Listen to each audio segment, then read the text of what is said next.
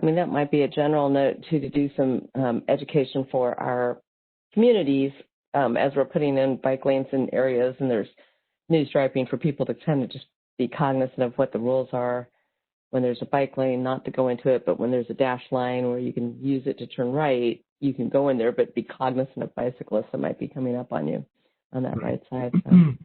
And that is a challenge. I have them right where I live, but we've had them for about 5 years, and people have gotten used to it. But the thing I found awkward a few times is that there are actually people, even though we have sidewalk and a trail off the road, we have bike lanes on the road, and on top of that, people walk in the bike lane on the road, even though there's trails and sidewalks on both sides. And in one case, they're even walking the opposite direction that you're supposed to, against the traffic. So, but yeah, you get all kinds of users like that. But cars and vehicles and how they transition into turn lanes and with the bike lanes is definitely something I have to be very careful of. Isn't it normally advisable to walk against the flow of traffic so you can see what's coming at you? So, but in walking in the bike lanes, the people that I've seen doing it is when the sidewalks are uneven. I've seen some older folks doing it in our area. And I think it's state law to walk against traffic if there's not a sidewalk. Right, but like when there is a sidewalk and it's like there's a couple sections where like it's super uneven or there's issues, and I've seen a couple of older folks that routinely along that stretch walk in the bike path because it's I'm assuming it's because it's even. That's because they're on the trails otherwise. I mean, I pass them every day, and there's just a certain section that they're always on the road. So.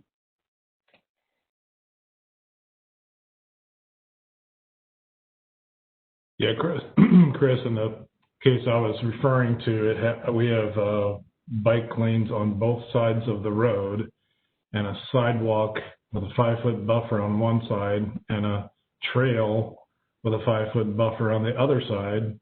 Yet people are still walking in the bike lane on the road, and in some cases walking the opposite direction in that bike lane on the road, despite having walkable trail and sidewalk on both sides. So, yeah, I mean, I'm with family. People do it for a variety of reasons. Exercisers have often thought asphalt is better on their knees than concrete, which I'm not so sure that's true. And just like bicyclists encounter dog walkers and strollers and stuff on sidewalks, I would think also that there's walkers that feel that, well, I don't have to pause to get around somebody if I'm in the lane or whatever. So what bothers me is when you see people doing it on a real road in the traffic lane when there is an alternative facility. Yeah. And the other thing, of course, with COVID, people are using the roads to pass each other. So that's why we did that road closure in Tyson's. But, I mean, almost every day that I'm out, I see, someone step into the road, go 20 feet past someone on the sidewalk, and then step back into the sidewalk when they're past them because everyone's trying to stay away from each other. So. Yep, me included. Yep. Morning, everybody. Good morning. Morning, Tom. Morning, Tom. Hope everybody is well today. Yeah. Yep. Trying to see where Catherine is. Supervisor Alcorn will call in. He actually has a medical appointment. So he's going to be calling in and then listening. He'll talk with the first. Good morning. Can you hear me? Yes, we can. Yeah, good morning. Can you guys hear me? Yes. Yes, Catherine. I apologize. I had to install Edge to get in this time, so it wouldn't let me on and through the other applications. Gee, 3 months makes a lot of difference, huh? It's crazy how different these things are. I use Zoom, of course, all week at work, and it loads normally, but I'm on my swimming pool board of directors, and we had a meeting Sunday night, and every time I try to load that one, it it won't let me use it. I have to load from the browser instead, and then and it wouldn't load in Microsoft Explorer. It said you had to use Chrome or something else. I was like, so I also, even though again I do Zoom meetings up and down all week long on this very same laptop with no problem, all of a sudden for this private free one or something, it's somehow different and requires jumping through hoops. I think my laptop is playing music to you guys. Sorry. No. Okay, who do we have? Hello to whoever just chatted there. Rich Forson. Good morning, Rich. Do we have anyone else in this meeting? Who else were we expecting? Well, some of the usual. I mean, the ladies from Wiehle Road said they were coming. Yeah, they were going to be on, looks like and 8 participants, 8 attendees. Okay. Well, we can. I see Tom is on there. Good morning, Tom. Good morning. How are you, Catherine? like Rick Hamilton's if I could figure out how to get on. If I could figure out how to get the music to stop playing on my husband's laptop, are you hearing this music? No. Oh, goody. I'm glad you can't hear it. Not hearing it. Turn it up. Wait a minute. I got to figure out how to turn up things on my husband's. I thought Mike was going to be on here. Yeah, all right, I'm turning it up. There you go. What's on Mike's playlist? Well, can you hear that? No. Thank God. I thought I was something embarrassing. He's saying cut it off. Yeah, like I know how to cut it off. Oh, now I lost the people. Well, Michael's here. We can go ahead and start the meeting because the important people are here if we're here. There. Good morning, Transportation Engineer. Good morning. I love seeing Chris in his garage. All right, we can get, now what's the first order of business since I don't have an agenda? Did we have an order of speaking? Yes, and I'll resend you the agenda then because so you have it. There we go. Oh, he's got it up. I'm trying to turn them all off. Ah, there it is.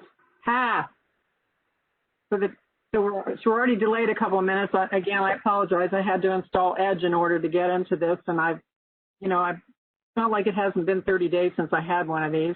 Is Walter joining us this morning? He may be calling in. He's in a doctor's appointment, so that's fine. So whenever he calls in, he can do his opening comments. So let's go ahead and get started because last time we ran a little over, so we're going to try to be prompt today. So good morning to the people who are here. Chris, are you going to be this? I see that Tom's on also. Are you ready to do the project briefing? First one yes, I am. I did not load the PowerPoint first, so I think Jose is planning on sharing the screen when we get to that, but I'm not there yet. So good morning, everybody. My name is Chris Wells. I'm the Active Transportation Program Manager for the County of Fairfax in the Department of Transportation. Jose, could you load the project thing first, project report? Thank you. I have two things on the agenda this morning. First is projects, and then I can briefly go over where we are with the Active Transportation Plan update. So the list we have today for projects is our internal Transportation Design Division monthly project report, which contains all the projects that we are working on and constructing within the Hunter Mill District. Separately, we also publish a biannual report of every project that's ongoing in the county, including VDOT projects or other projects by others, WMATA, CSX, whoever might have a project. That's about to be updated, and that will go online here in the next few weeks. But for today, I have some highlights of projects that have been under construction in the county. And then later on, Tom Bashadny is going to go over a couple of major projects, special projects that were put on the agenda separately. So On this page, Jose, if you could scroll down to the bottom two, which is the Sunrise Valley projects. As the community has probably noticed, the work along Sunrise Valley has been completed. Those are on the south side, a brand new sidewalk from Soapstone to South Lakes, and on the north side, an improvement to the trail, from Soapstone to South Lakes, bringing it up to the modern 10-foot standard with improved driveways, safety features, and additional capacity. Those have been many years coming, and especially the south side sidewalk, because communities on the south side have had challenges to get across Sunrise Valley, obviously given pre-pandemic traffic. So that south side sidewalk in particular allows people to access traffic signals and signalized crosswalks to more safely get across the road. Jose, if you could go to page 2, middle of page 2, the other Sunrise Valley project is west of there, between Glade and Reston Parkway. That has also been essentially completed this past couple months. That's, again, from Glade to Reston Parkway. So I'm pausing because that's, maybe that's not the one I was thinking about originally. On the bottom of that page, Old Courthouse Road, Safe Routes to School project. That's a sidewalk along Old Courthouse Road in the area of east of Creek Crossing that brings you back to the elementary school. That's also been substantially completed. Next page. Top of the next page is the Wolf Trap Elementary School Safe Routes to School project. That is one that the community expressed some interest in. So let me multitask here and pull up my phone real quick, because I don't think I can get it on the computer at the same time. The road was paved, so what we have been doing on that was coordinating the paving project, which involves roadway striping, with our future intersection improvement in front of the elementary school, and in addition, a crosswalk at Abbotsford. So the community members, Allison and Sandy, had sent us some questions yesterday, and we quickly tried to get some answers for you. On the project side, why is there land acquisition and why does it take so long? The difference with Safe Routes to School projects is that they are federally funded. So each step of the process requires approval by VDOT out of Richmond to make sure we've complied with all the process requirements of the federal funding. So the step, so that adds time. So there has to be a certain amount of time for that, and it just takes time for those steps to proceed. In particular, you are correct that there is very minimal construction temporary easements needed, no permanent right-of-way is needed, but that's still considered a right-of-way phase. And so we're anticipating that we'll get those wrapped up in March, and we have scheduled 7 months for that portion. However, if everything goes smoothly, that can be compressed. Then the second question was, why is construction in summer 22 to summer 23? Again, the federal authorization process takes time, and that is the more complicated part of the process. So it does take several months to get that approval. The dates can be moved up, in particular if there are no major utility relocation issues. And then ultimately, what we try to do for projects at schools is to actually get them constructed during the summer when school is not in session.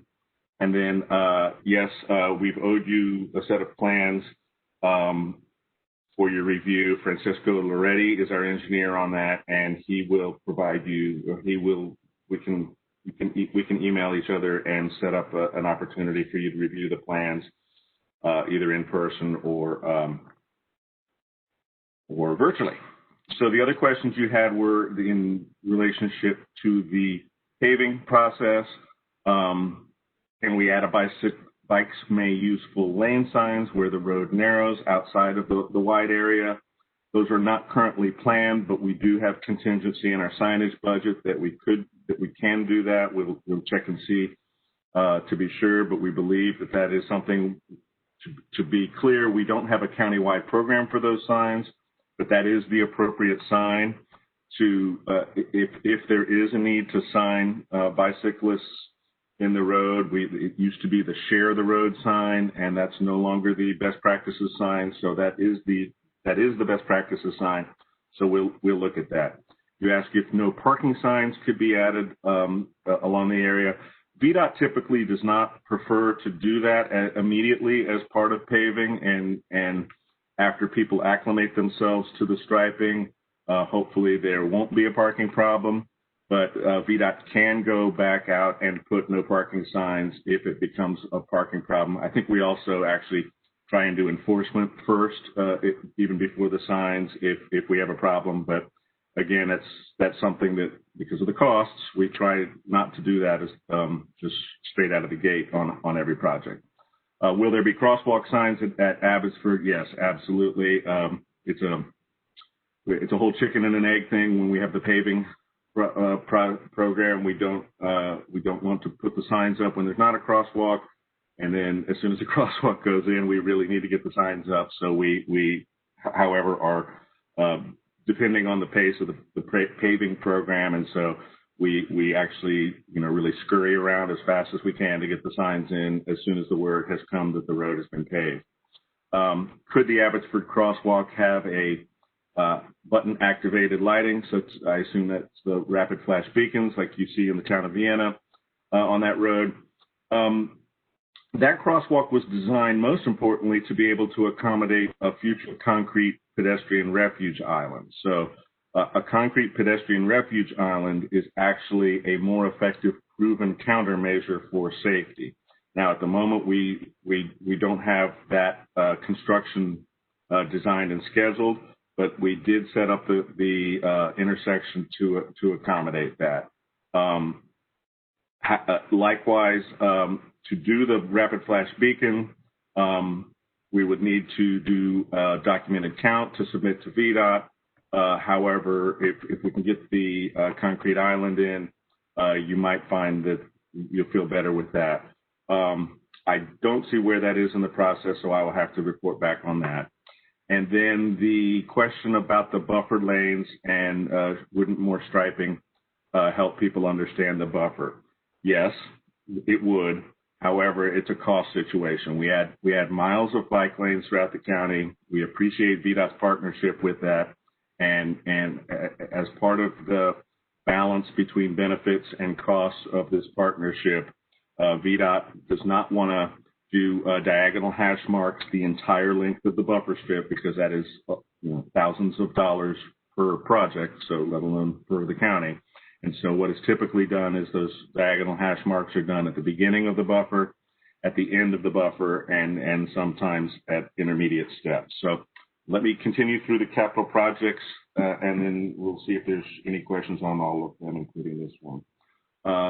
On that same page there, Jose, 1, 2 down, Town Center Parkway bike lanes. We have Town Center Parkway, New Dominion Parkway, and Sunrise Valley are all proposed for raised cycle track projects to give us proper bike facilities. So they're actually no longer bike lanes, traditional just paint on the road next to cars. We're setting them up to design for a raised cycle track. So that means a parallel facility for bicycles with a parallel sidewalk. And more importantly, all three of those projects will have protected intersection designs, which will bring the bicycle facility in combination with the pedestrian facility with bump outs and other treatments to make the crossing of the signalized intersections, again, a best practices. Next page, Jose. At the bottom, Sunrise Valley and Sunset Hills.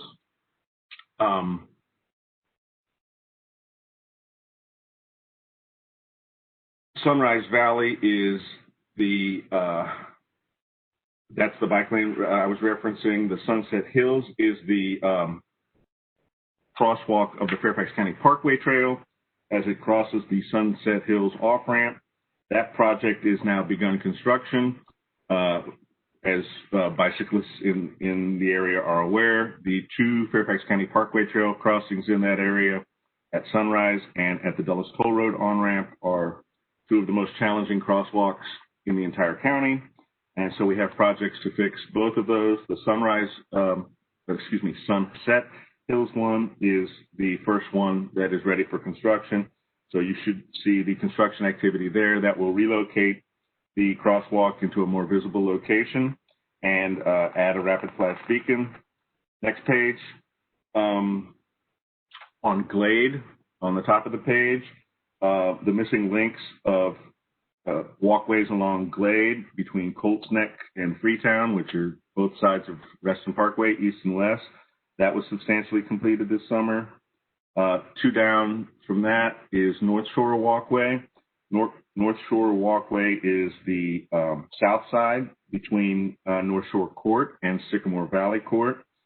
Construction activity is either just started or about to start. The field markings are out there, and we've already had some communications with the community, ensuring that we are still designing it to go into the road in a particular location to protect the trees, and the answer to that is yes. 2 pages forward, please, Jose, at the bottom of the page, 7, Reston Bike Share. We are still in the process of moving forward with expansion of Reston Bike Share. However, there has been a delay. We had originally reported out that this would be fall of 2020, and it is now early 2021. The procurement of the equipment is complicated. We, again, with federal funding, we essentially have to rewrite a contract each year, that is, because the federal labor rates and things like that change every year, and so each contract has to be rewritten. So even though we ride another jurisdiction's contract, there's always some time that's required between our county attorney's office and our vendors to ensure that the language of the contract meets the federal requirement. There was also a manufacturing delay for things coming out of China earlier this year, but that seems to have caught up. So I literally signed off on the final purchase order yesterday. Some of the equipment is already in the pipeline, and the rest of it is coming. So we still anticipate early 2021 now for that. On a separate track, our design division has been working and beginning construction on some of the concrete pads that go with that construction. And so to the last page, Jose, bottom of the last page, 10, the Foxmill Walkway.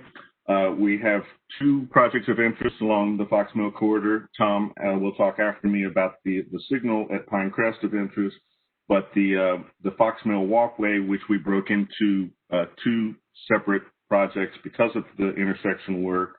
The first section that's moving to construction is the portion from the Fairfax County Parkway to Reston Parkway.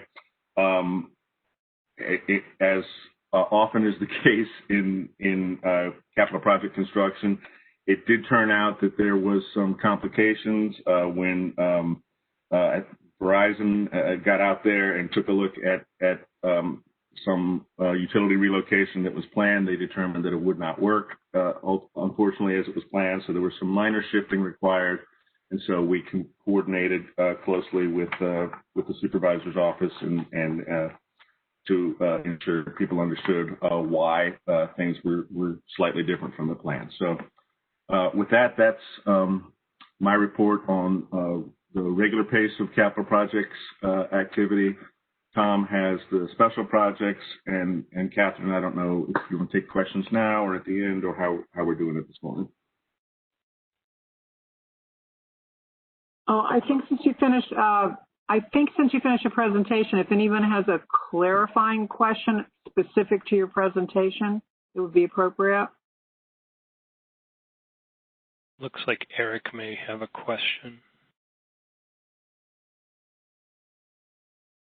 Hi, so Eric is actually Robin. Shell, I'm using my husband's profile. It's my first time on WebEx. Go ahead.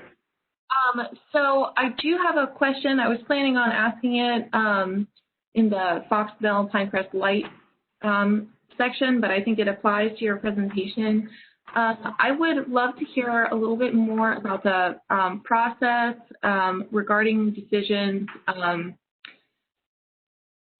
to add projects to the list that you were just talking about. So I have a wish list of transportation things around the Pinecrest cluster in Reston, and I would just love for just like a little summary for the purpose of informing the public on how to effectively work with your department to just improve overall public safety. Chris, do you want to handle this now, or do you want to wait until we're doing the traffic stoplight?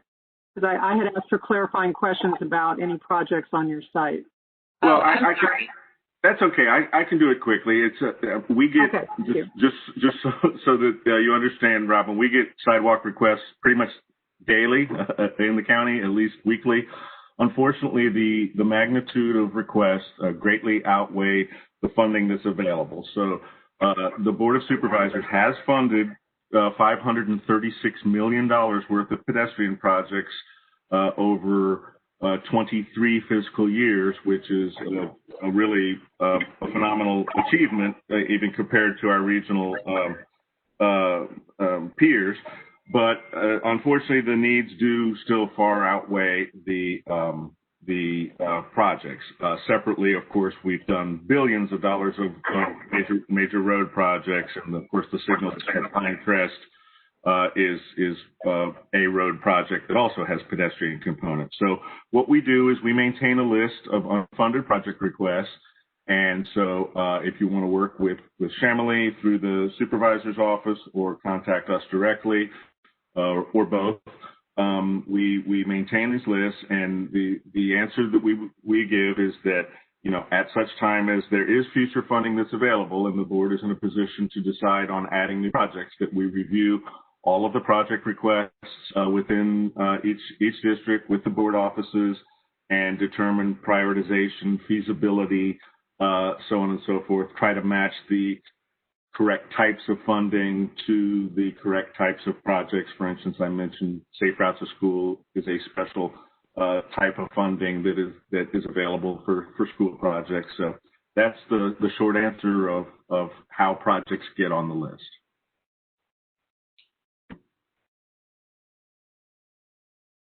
Okay, thank you, Chris. Do you have further presentation? Yeah, I had a real quick, Jose. If Jose could put up the active Fairfax presentation, I was also asked to present on that. So, in the county, we have. Chris, before you do that, looks like Adam Rubenstein has raised his hand. Okay. You may want to hear from him. Hi, Chris. Morning, Adam. Good morning. How are you? The Foxmill sidewalk you mentioned that's going to be constructed between Fairfax County Parkway and Reston Parkway, when is that supposed to be starting and completed? Well, so we broke that one into two pieces, and maybe I didn't say it right. The first section is from Fairfax County Parkway to Pinecrest because of the intersection work. It is scheduled to actually start construction early next year and be completed by late next year. Because of the intersection design around the Pinecrest intersection, we did not feel it made sense to, build something and have it torn up right away as part of that project. So as the design gets closer to a firmer design for the intersection, then we'll know what our options are to carry the project east to Reston Parkway. So it was originally intended to stay on the north side all the way to Reston Parkway, but there's significant amount of existing infrastructure on the south side, so it may actually make more sense to cross people at this new Pinecrest signal and make sure that we have adequate facility on the south side. So we're moving forward next year with construction on the north side from the Fairfax County Parkway to Pinecrest, and then we'll finalize the options to move east of there and do whatever work is necessary to facilitate that in a future project. Okay, thank you.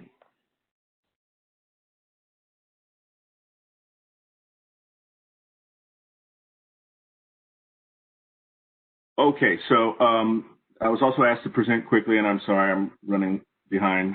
There's always so much to talk about.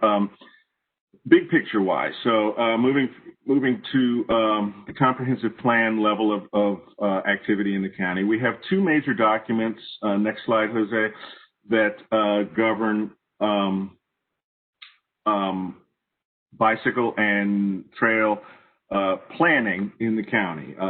Since the early mid 70s, we've had the countywide trails plan, which was ahead of its time in the 70s, laying out an integrated network of trail facilities that would connect all throughout the county, essentially running on most arterials or all arterials and collectors and stream valleys and power lines and so on and so forth. In recent years, the county adopted a bicycle master plan, which was a policy document that laid out some best practices for bicycling, but also had a map of bicycle elements. And as part of that process, any of the on-road bicycle facilities were taken from the trails plan and put onto the bicycle master plan. And then the bicycle master plan also had some trail recommendations. And unfortunately, what that left us with is two maps of the county, the trails plan and the bicycle plan, that were not the same map and were not necessarily saying the same information. So we're undergoing a process called the Active Fairfax Transportation Plan to combine those two plans into one, update the policy elements from the bicycle master plan, and then address also how we connect to the activity centers, which in comprehensive plan speak is what we call area plans, where we have more detailed information about street cross sections and things like that. Next slide. So the other things that will accomplish with this is updating things to best practices that meet current standards. We also don't have a pedestrian plan in the county or really any guidance on safety and comfort per se. And so even though staff and the Board of Supervisors have been working on that for a couple decades, it's important to wrap that into a policy document as well, so that it carries the weight of the comprehensive plan. We also have our countywide strategic plan, which also is, of course, emphasizing active transportation facility and safety. Next slide. We're, of course, coordinating with the neighborhood jurisdictions. A typical exercise such as this looks at missing links. How do we improve access to things in the community? Of course, we've historically always focused on commuting and employment commuting by walking and biking, or to getting to our metro stations, for instance. But there's also assets within every community, such as parks and schools, that we need to make sure that we have walking and biking access to. Also, reinforcing active transportation as an element to placemaking. We work very hard in this county to plan pleasant development and activity centers, and walking and biking is an integral part of that. We're trying to get people out of their cars, but it all has to be done in the right way, so it's context sensitive and again meets those goals. Next slide.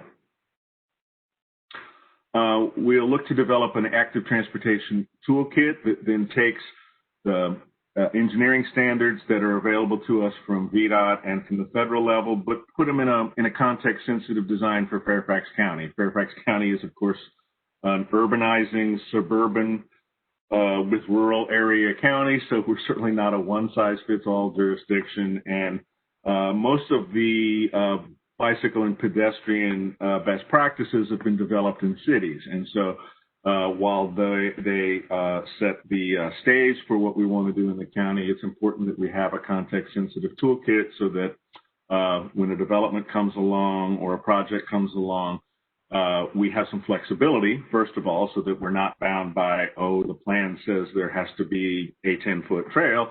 You know, maybe there's a context-sensitive solution that meets that need, and we need to give ourselves that flexibility with the toolkit. I mentioned pedestrian safety and comfort. That's an important part of this. And again, ultimately, all of this is involving the community. So we have a robust plan to engage the community and stakeholders through different ways, different parts of the community, equity, youth, so on. Next slide. So we've hired really one of the best companies in the United States, Alta Planning and Design, to do this work for us.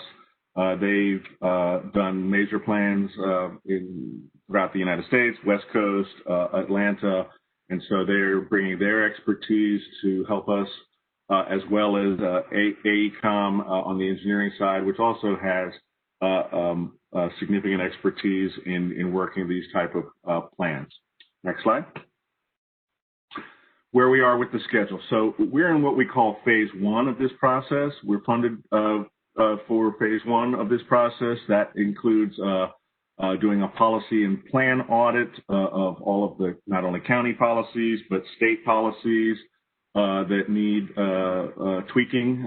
Do we need legislative changes at the state level? Answer is yes. We need some General Assembly changes, minor things. So the first step in that process is do an audit to see where things are. Likewise, we do an existing conditions review, have our plan for developing community engagement, which of course has changed due to the pandemic. So we're developing a much more robust virtual community engagement plan. The systematic safety action plan is the formal term for the safety element that I've referenced. So we're developing, again, a roadmap, so to speak, of what types of things we need to be doing as a county to improve safety from a systematic way, and then ultimately bring back to the board in early 2021 vision and goals and objectives and benefits. And then that'll all move us into phase two of the study, which will be the actual comprehensive plan updating. Next slide. So, coming up soon, we'll be launching our website. We've already had these internal staff groups helping guide us on how we do our equity and outreach and engage youth. Things that'll begin, however, with the election dominating everyone's attention and media, we felt it was best to wait until after the election to get the public's attention on what we're doing.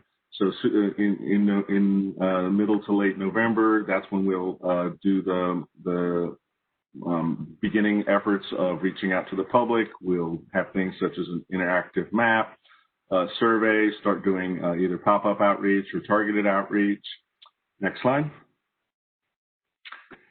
And so that's it. That's a brief summary of where we are with that. Again, it's a multi-year process, but it's an exciting process because we're really we're really expecting the work to accomplish not only its original goals of updating the comprehensive plan, but really helping guide us and VDOT as our road managers as to where we want to be moving into the future with pedestrian, bicycle safety and mobility. So, thank you. That's it for that.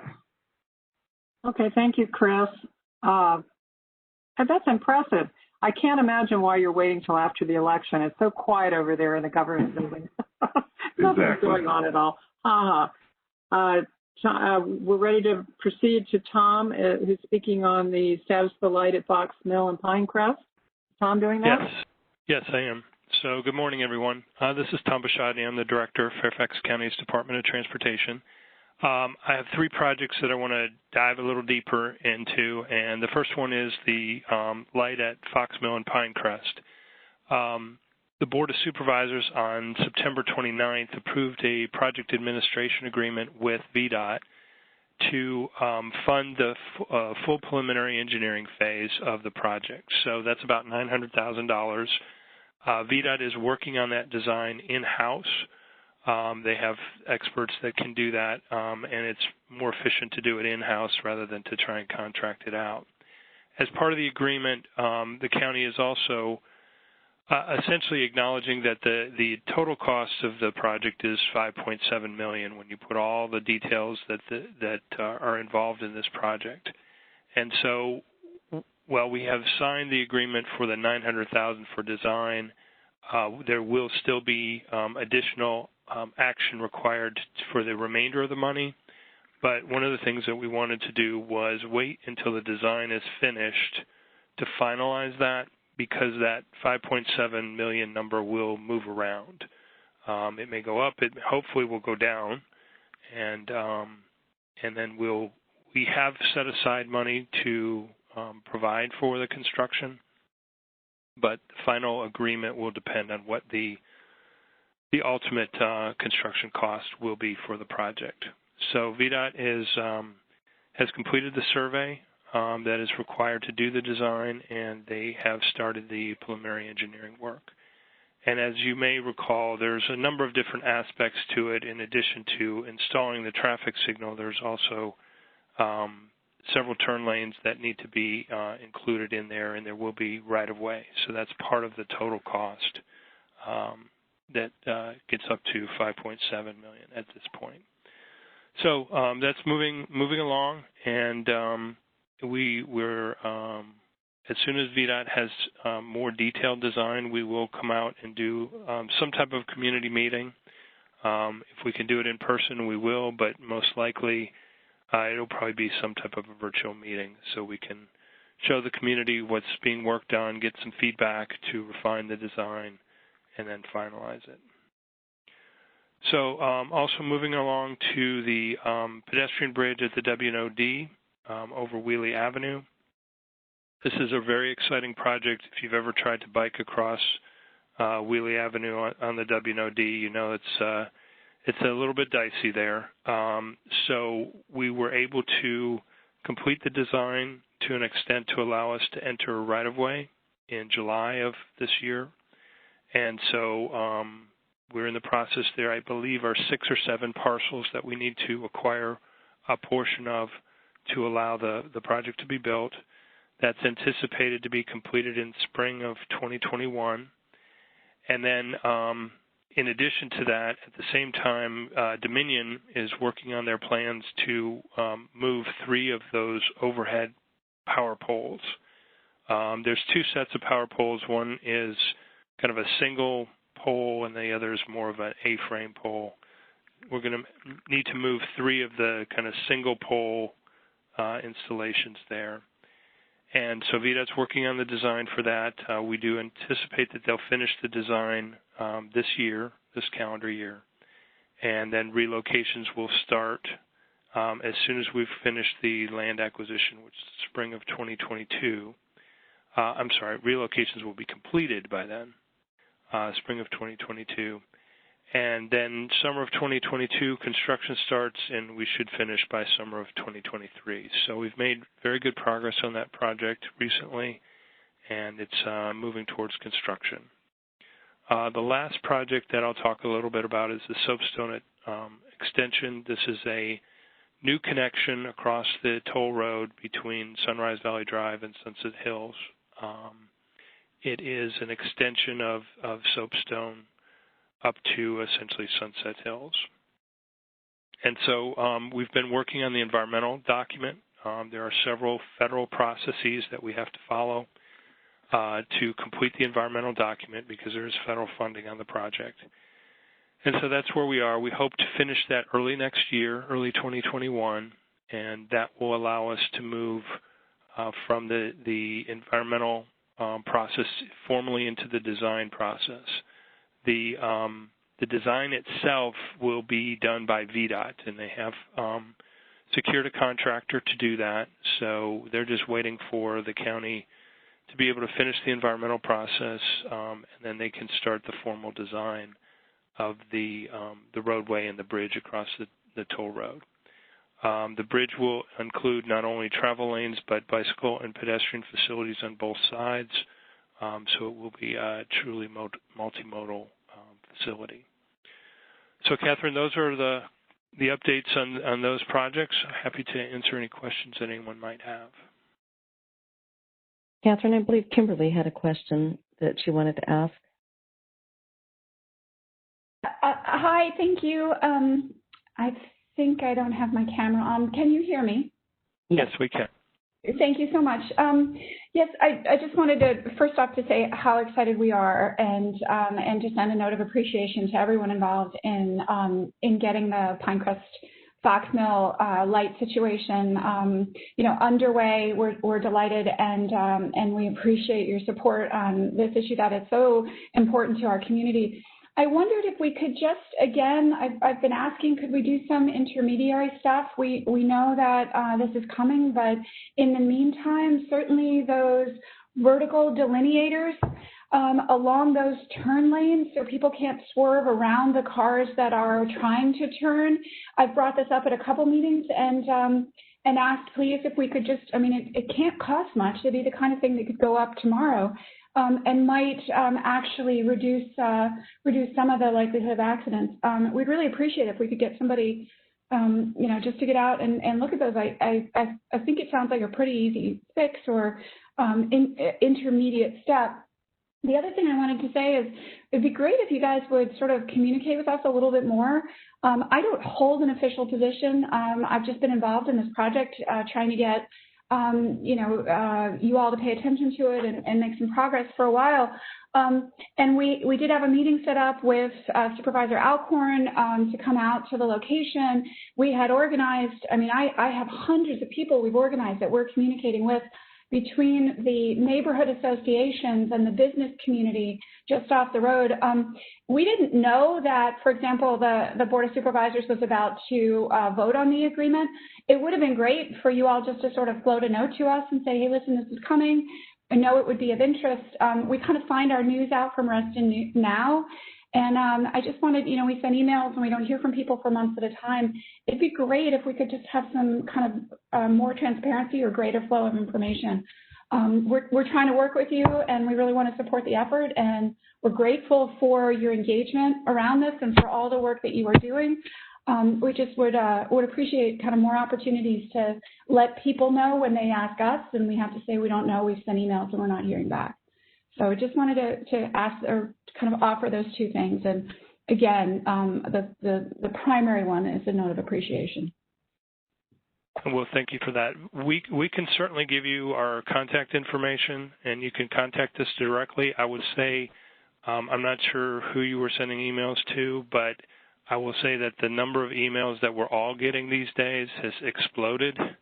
So if you haven't gotten a response back to an email, please give us a call, and we can give you phone numbers to call us. It's kind of quadrupled because everybody's working remotely, and so as a result, there's a lot more going on by email. So it's possible that an email would be missed, and I apologize if we did that.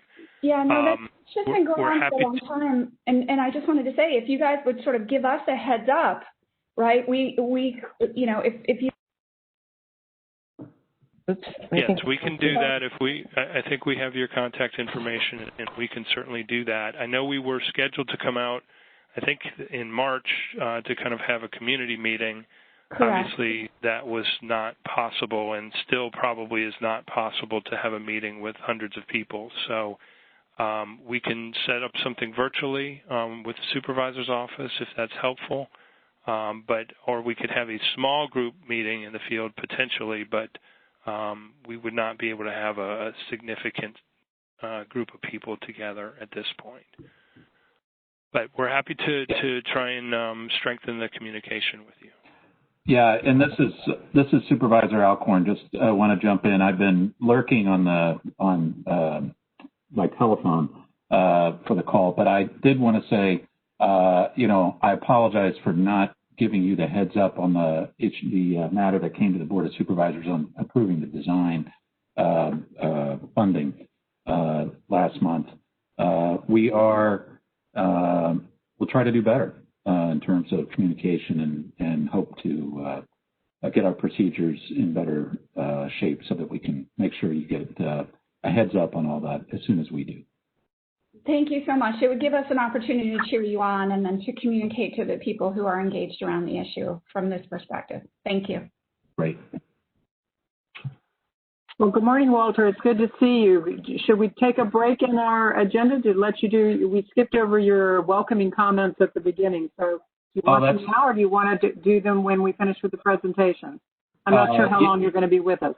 Yeah, I'll be on through the end. But no, I don't need to say anything. This is, the one thing I do want to point out earlier, unfortunately, I couldn't unmute myself because I called in, but some discussion about our trail and sidewalk needs around the county. And Chris is right. We have a very long list of unmet needs.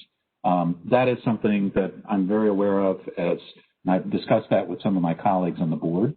And we are looking at some ways that we could help make a dent in our unmet pedestrian facilities. And actually coming out of the active Fairfax, or going through the active Fairfax process, I think that's going to be a great opportunity to focus attention on that. So anyway, stay tuned on that one. That's something I'm working on. But Catherine, I don't need to say anything else. I'm just going to participate, and if anybody has any questions for me at any point, happy to address them. But thank you for doing this, Catherine. Okay, certainly. Thank you, Walter. Okay, where were we in the agenda? Tom, were you still presenting, Tom? No, I'm finished. I was just, and if there are any additional questions, I'd be happy to try and answer them. Okay. I believe Kelly Westenhoff has a hand up. She's unmuted at the moment. Okay, good morning. I wanted to ask Tom about the light at Pinecrest project. I know you said VDOT is working on the design in-house, and that once the design is finished, it'll come out to the community. I would like to put my vote in for stepping back a minute, because when Chris talked about the design, he talked about it potentially having to be on one side and then cross at the intersection to the other side for the pedestrian and bicycling, but particularly pedestrian movement. And as we know, when you make pedestrians cross, even at a crosswalk to the other side of the road, the compliance rate goes way down. And so if they would try very, very hard, I recognize that there's infrastructure there that already exists, but if they could try very hard to keep it on one side or the other, then we won't be coming back in 15 years saying, oh, well, now we need to pave the other side and put something else in on the other side.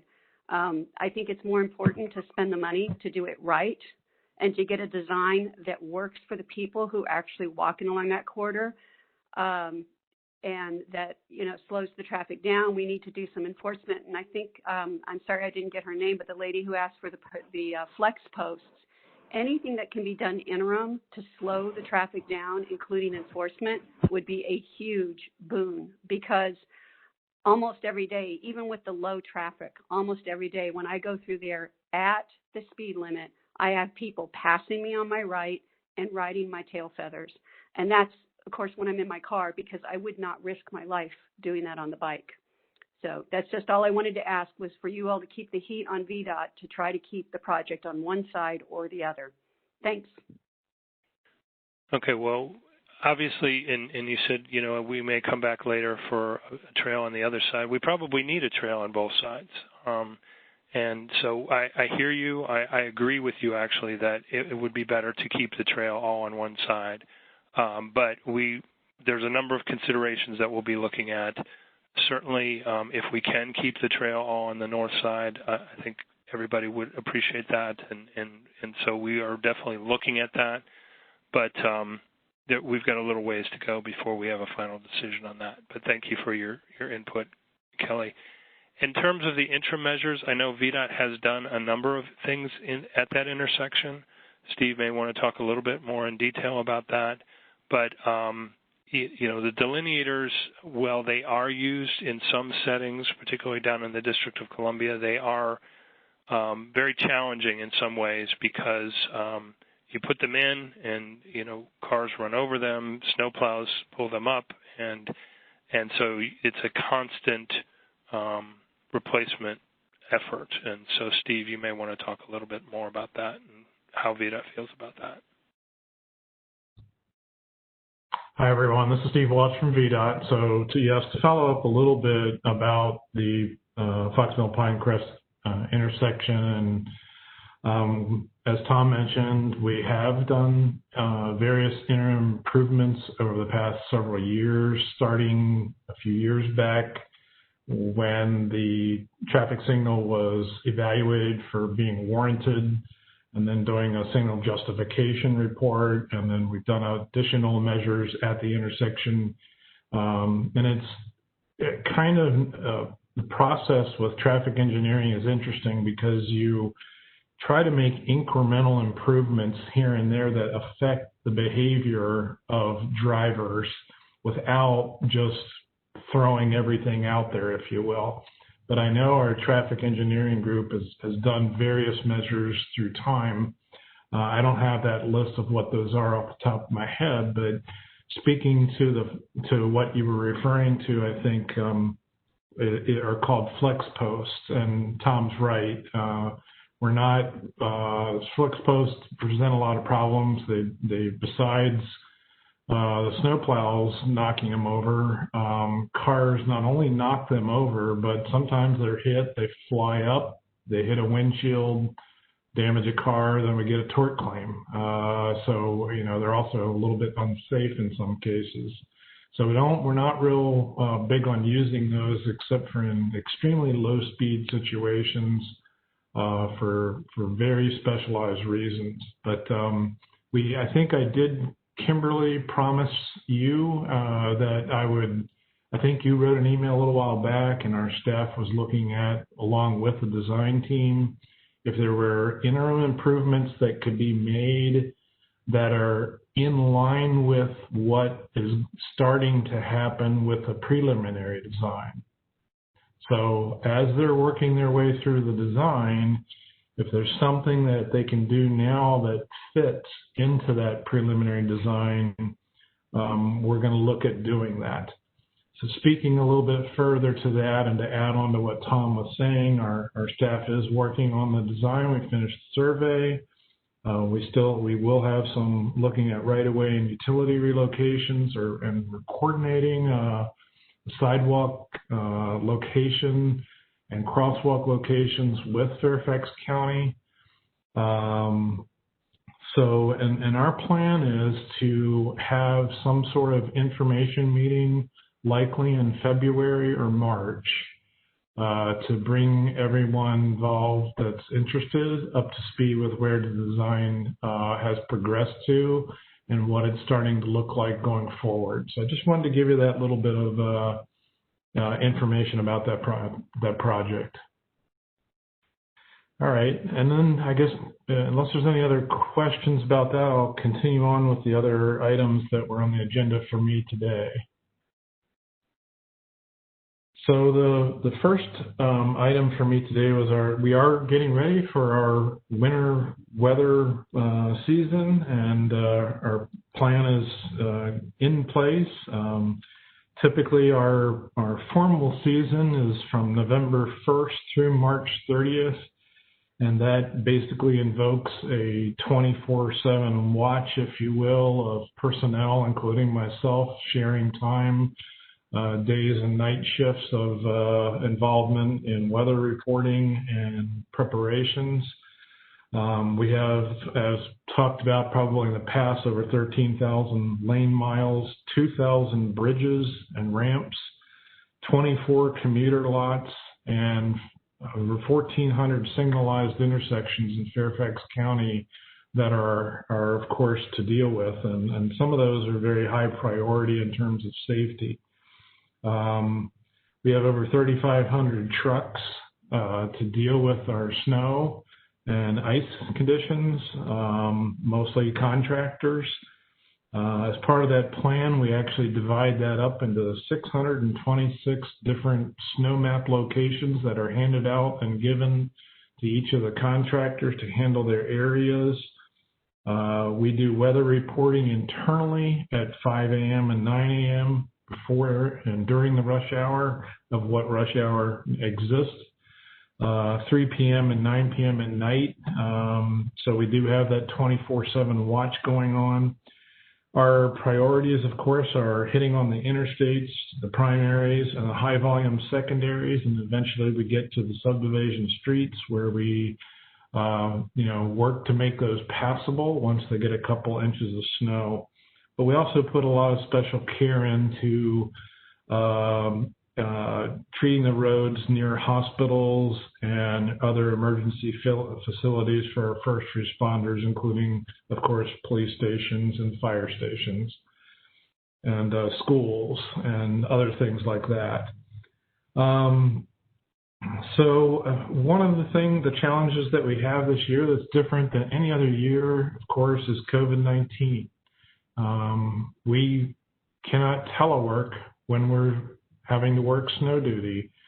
So the hundreds of employees that are going to be doing this, and sometimes in constant 24, 36, 48-hour shifts, not all at once, but 12 hours at a time, may come back into the lot with their truck. They're required to wipe it down. The next user of that truck has to again wipe it down to prepare themselves to get in the truck and use it, and the process continues for every single truck, for every single car, and monitoring that goes on. We're also trying to we have to minimize the personnel in not only our office but all of our maintenance facilities and locations. So we're trying to navigate around providing the excellent service that we can on snow removal, but at the same time making sure that all of our employees are safe. So we'll do our best and try to keep that same level of service. I'm sure we will. And as you know, as the season progresses, if there are problems, you can always write in at myvdot.virginia.gov or call the 800-4 road line to make a request if you have a safety concern about a location.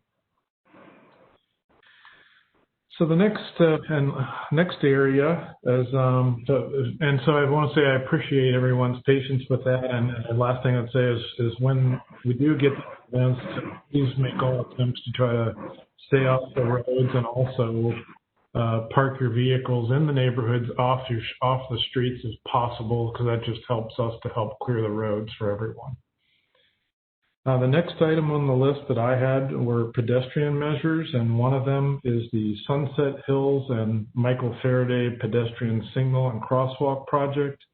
I'm happy to let you know that we have found and have $60,000 that the project will require, that we're putting on it. The design is well underway. In fact, we plan to begin the construction on that here in late November, sometime in December, weather permitting. And of course, with the type of project that is, that involves putting down pavement markings and that type of thing, would have to have some good warm weather some point in the winter or early spring, but we finish that project up in the spring when the weather does warm up. But that's generally the timeline of the project, will be late fall into the springtime. So we are moving forward with that, and that's an exciting project going forward. I think one of the items on the project or the list here was also Polo Fields. I know there were some concerns about the Coltsbrook Drive crosswalk, and there's been a couple requests to put in a crosswalk at that location. Our traffic engineers twice have looked at it, and from what I have read and understand in talking with them, there's certainly some concerns with the site distance and some other issues with respect to meeting warrants of what that a crosswalk would normally get placed at based on our state and national standards. But one of the things we are doing is that we are going to install pedestrian crossing signs that precede the crosswalk and the crossing, I'll say, in both directions. That'll help to, advise motorists to watch for people that are going to potentially cross at those two locations. The next item that I had on the list is just a quick update on the Route 7 project. So the project, as you know, is a design build. It's, as mentioned before, that means that we do design, right-of-way, and utilities relocations and construction almost are done concurrently based on the original preliminary design, but the design is basically completed. The only remaining design to finish up is some engineering on the sound walls, where we actually have geotechnical work and design the actual plans for the walls after they have now been located and approved. But otherwise, we're basically done with the design with some minor changes in places where necessary because of field conditions. The right-of-way, there are 237 parcels that have some sort of impacts, mostly strip takings and easements, and we are about halfway through that with 129 of those completed and cleared. What we call cleared, meaning that is we allow the contractor to proceed doing work on those parcels. And there are also 20 utility relocations underway. And then you can imagine that's 20 different private utility companies that we're working with throughout the corridor, and some of them are pretty major and significant. So but the project is on schedule. We continue to put out weekly, if not bi-weekly, notifications on the phasing and lane shifts, and we make adjustments as we need to.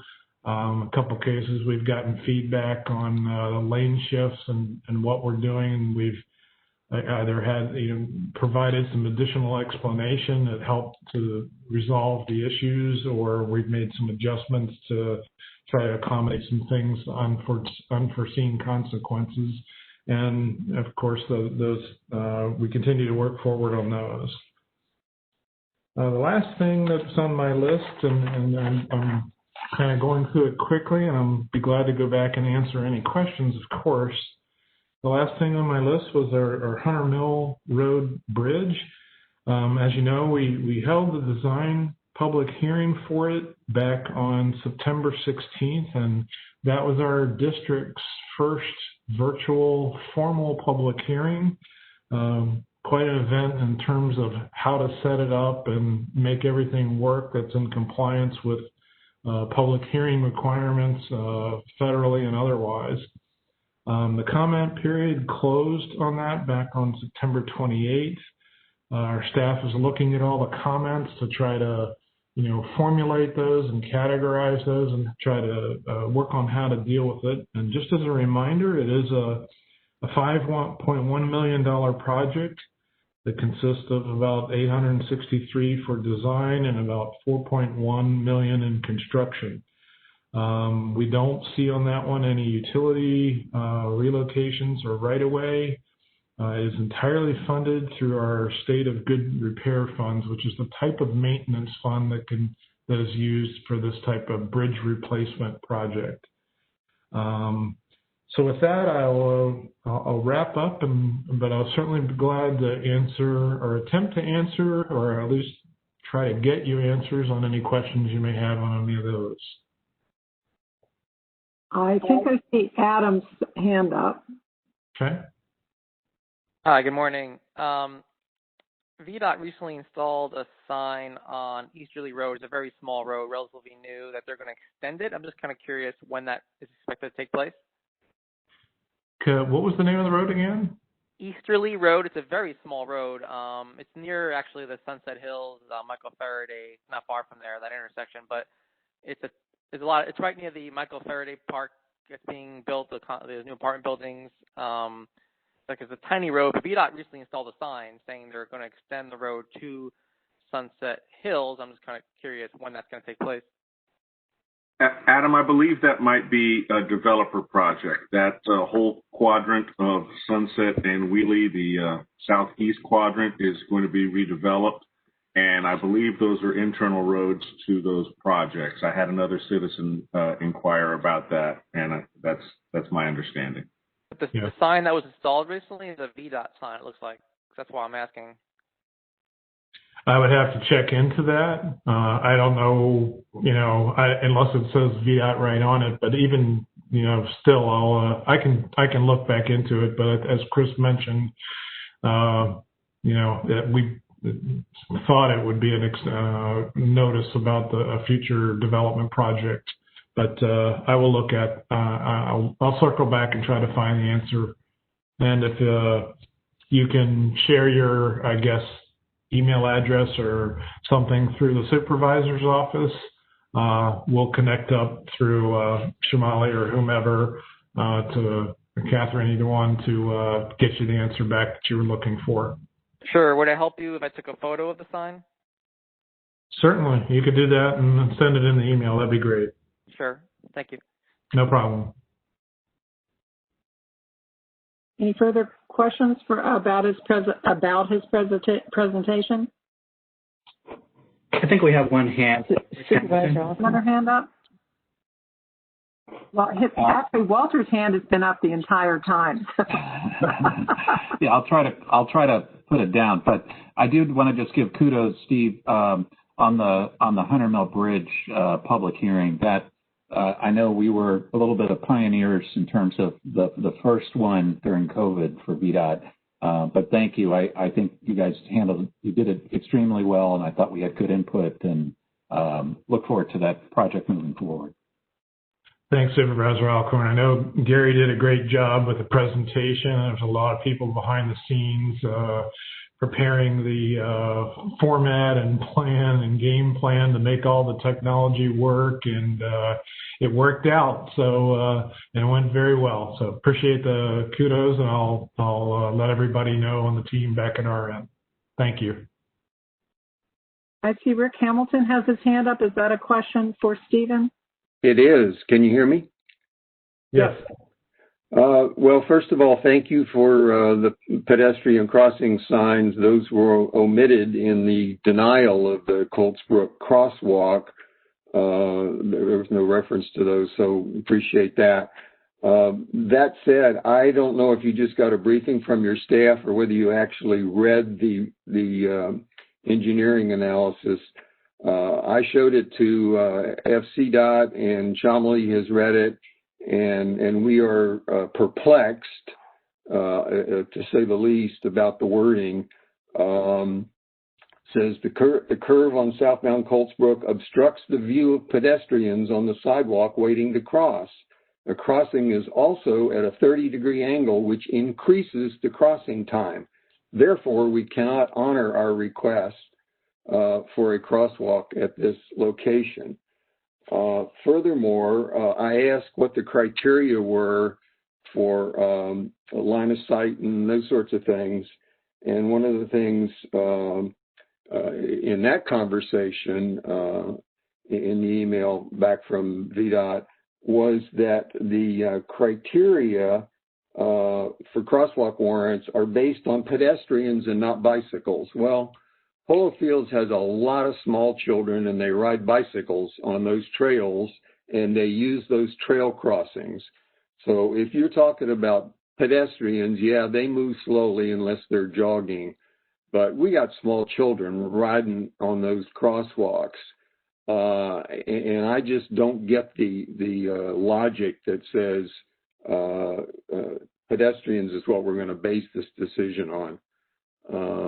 So I would urge you to go read it if you haven't. I don't know if your staff just briefed you, as I said, but we're not very happy about that. We've not heard anything back on the Thunder Chase, which has a big blind spot issue westbound on Thunder Chase, but have not heard back yet from VDOT on the status of any analysis that's been done there.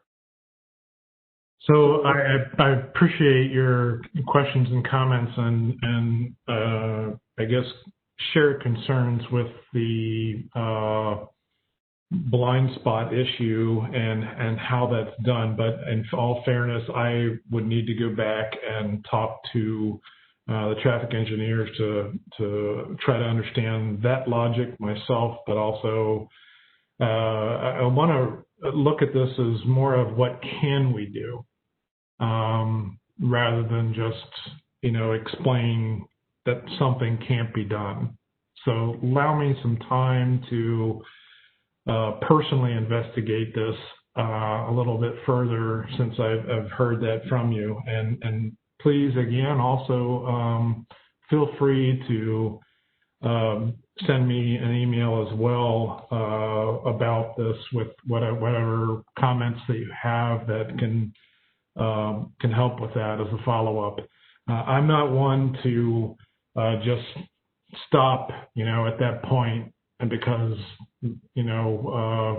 the feedback is that practice is that way. I mean, if there are certain things otherwise that can be done to help the situation, then I'd like to know what those are, try to plan out for those, and if they end up, everything costs money, but depending upon what they cost and how we can maybe accomplish it, I'll certainly be the one to be an advocate for trying to help out with that, because I get it. I mean, there's a lot of people using crosswalks and pedestrians and kids following their parents, whether they're walking or biking also. So I'll follow up with that.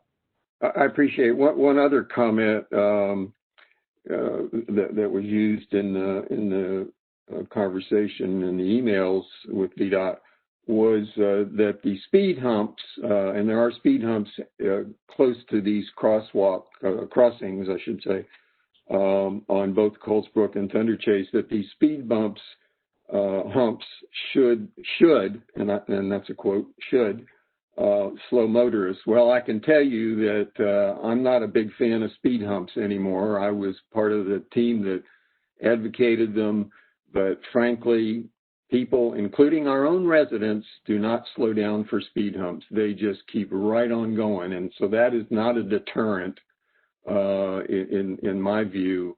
Some, most people do, but some people don't. And that just makes the crossing, all the more difficult, even though the speed hump is there. I'm not sure where the speed humps are relative to this crossing, but we'll look very more close in both instances. Both instances, okay. Yep. And of course, I guess Chris is on the line, or maybe still, I'm not sure. But as you know, the speed hump program is part of the county's RTAC program.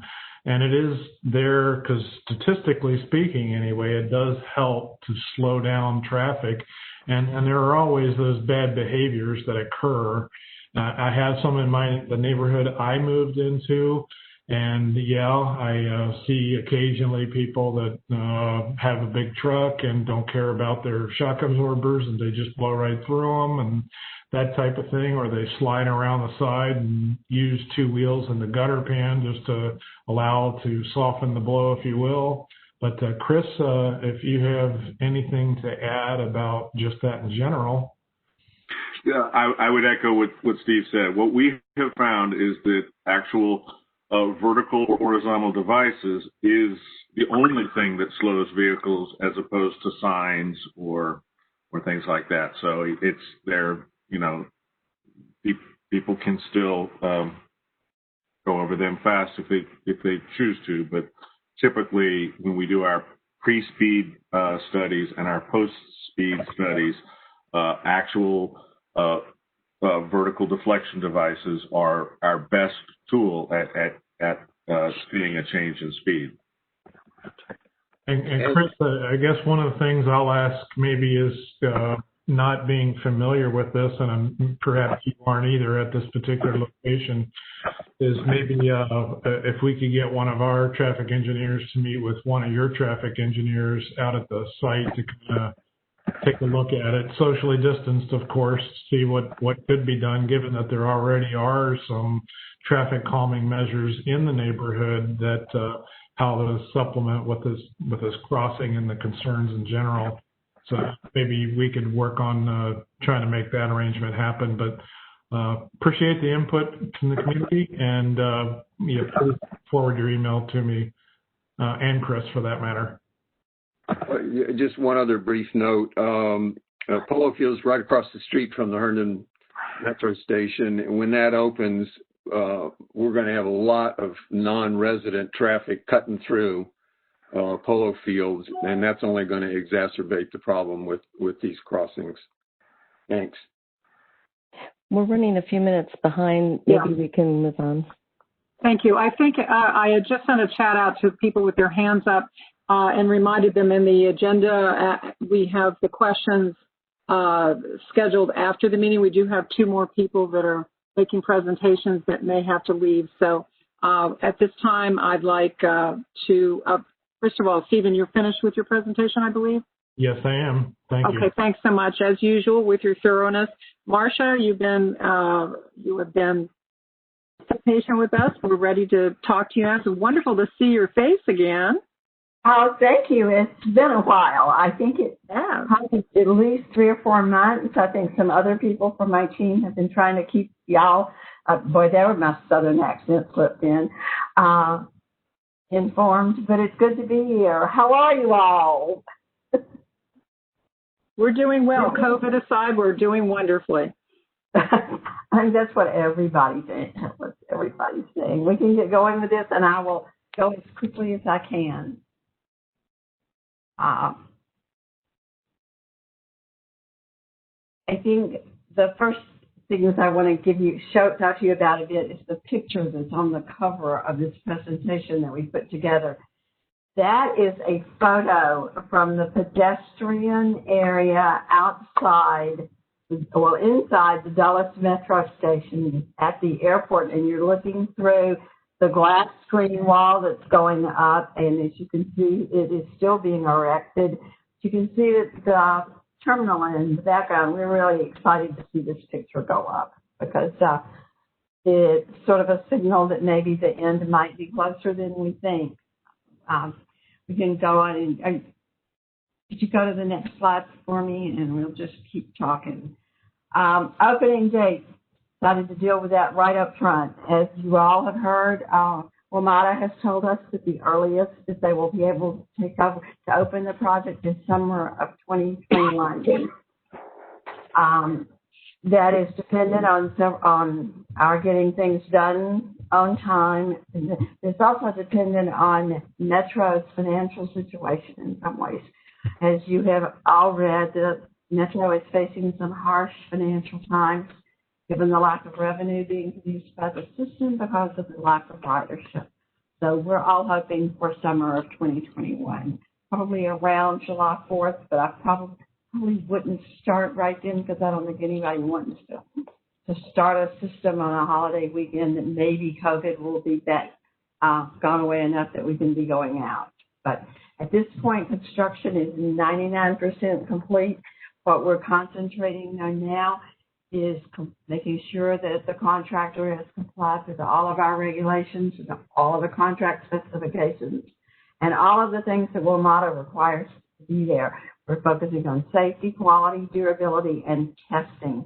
We're about 2/3 finished with the dynamic testing. There's several other systems testing coming up, and you will notice increased activity during the months of November and December out there. Our goal was to complete and turn over the project to WMATA in December. That's probably not going to happen, but it will be soon thereafter. Thank you. As we move forward, I'm trying to. The other things we're facing, particularly, is resolving certain issues. As you all know, the Office of Inspector General at WMATA has made some criticisms and recommendations over the past year, and we are moving toward resolution of some of those, and I will go through those in just a minute. Two of our successes, which I'll touch on too, is stormwater ponds and the windscreen at the airport. Next slide, please. The first issue I want to address is probably the one we've been dealing with the longest, is the cracks in the concrete panels of the stations. These are not in the ceilings, they're in the walls, but as you know, when I put this background in, we had 1,700 of these precast components that were questionable, and they had to be tested, all because of different water-related problems, air content and reinforcing steel. But there is good news, and the next slide will take us there.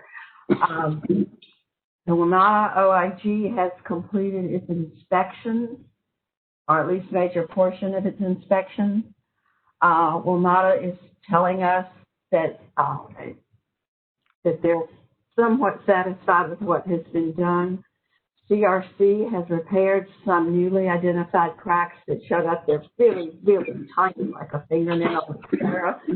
During the OIG inspection, and the contractor has been out there fixing those. And WMATA is going to be calling for more frequent future inspections, treatments, and an increased escrow to cover these costs in the future to create a 100-year durability. There's still fine-tuned points to be worked out between us, the contractor, and WMATA. We don't have a definite amount yet on the escrow that's going to be needed, but this was really good news for us on this. We thank WMATA for all the help and support they gave us as we worked to find solutions that would meet WMATA's requirements. And we can, if anybody has detailed questions about that, I'll be happy to deal with it later. Let's go on to the next slide.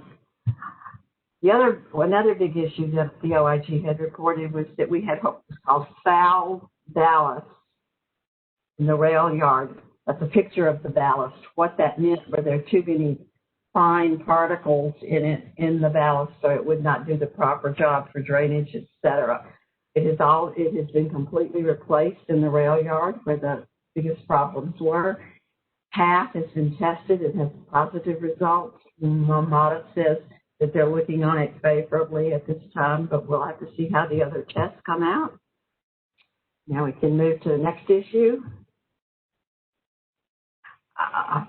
You heard and saw stories about concrete rail ties having problems and there being an issue with camber and other issues. We brought in, with the support of WMATA and some equipment. They provide some specific equipment that we did not have easy access to, and all of this has been revamped. There were 5 test areas that WMATA was really questioning, but the new test results past the revamping indicate that the ties in the area that we thought might have to be replaced do not need to be replaced at this time. What we are doing, we will be requiring the contractor, CRC Clark Construction, to provide, again, an escrow account, and that details of that escrow account to cover future needs has not been formally established yet. I think the good news is that the delay to if we had to replace those ties would have been at least a 6-month delay. We can move forward with the next slide. In the last several weeks, since most of you have been to one of our board meetings or anything else, a new issue has arisen. It was discovered as part of the work at the Wiehle station to do the tie-in for phase 2 and the testing for the automatic train control system for the project. WMATA alerted us in late summer that CRC, Capital Rail Constructors, has not met the design criteria for the track circuit design system throughout phase 2. This is a major issue that has to be resolved. Some of the problems resulted from the fact that the contractor did not use the systems set forth in the contract for the automatic train control system. They insist that the work that their subcontractor, Hitachi, has done there and their other subs does work. It was working properly. Each subcontractor that worked on it has certified or is certifying all the work they've done, but there's no one yet to certify the entire system. This is a major issue of concern to us and concern to WMATA.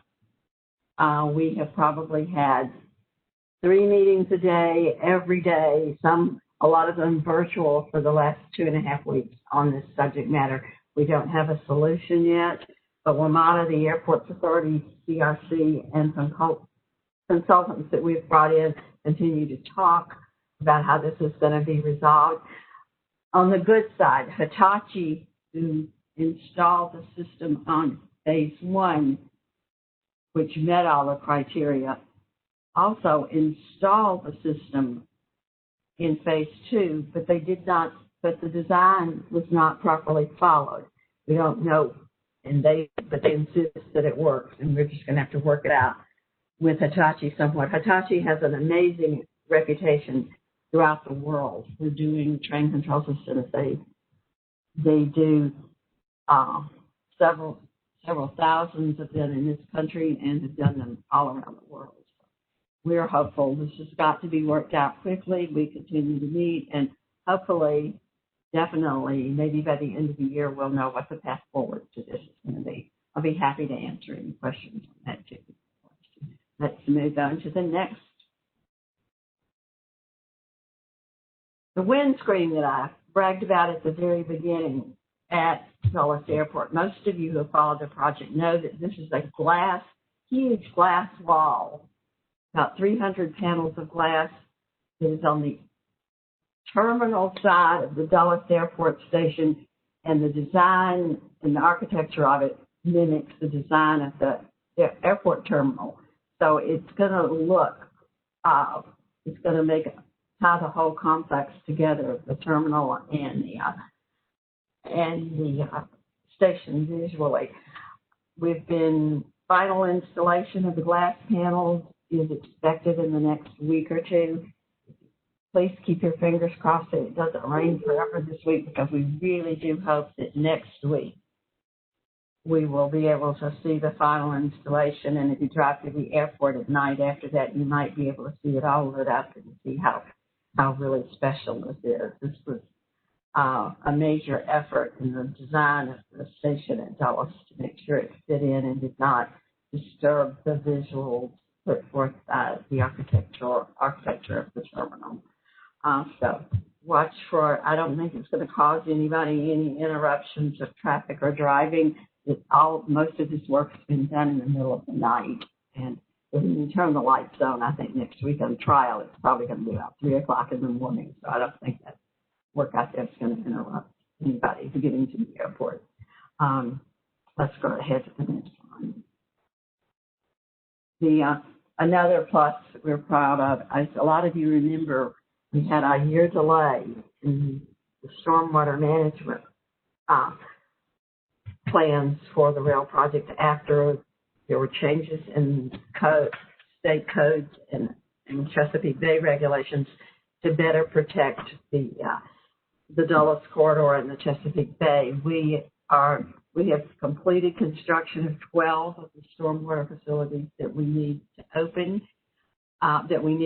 3 do not need to open to be finished by the time we open. What these ponds will be doing is, unlike the existing stormwater ponds throughout the region that have accompanied development, that have accompanied highway construction projects, and phase 1 of this project just collected the water and released it. These ponds collect and treat the water and take out the pollutants before it's released back into the different stream valleys in the way. You'll see a lot of planting going on along the Dulles corridor of these right now, because we're in the height of the landscaping season, it says this is the best time to plant most of our things. Let's move on to the next one.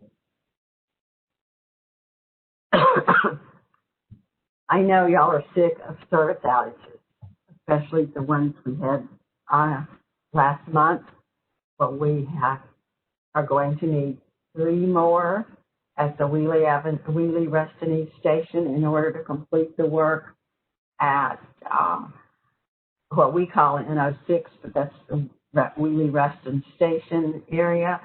And Metro has scheduled us for November 7th, the weekend of November 7th, November 21st, and December 5th.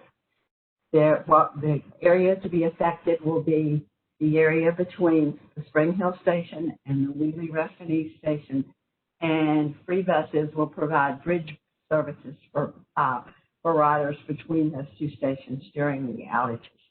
We are hopeful that this will be the last outage we need. At this point in time, we're complete with I think I may have already said this, 2/3 of all the dynamic testing that needs to be done. Other systems testing is taking place and will be really revving up next month. And these outages are absolutely essential to our being able to continue and complete the dynamic testing on time. Okay.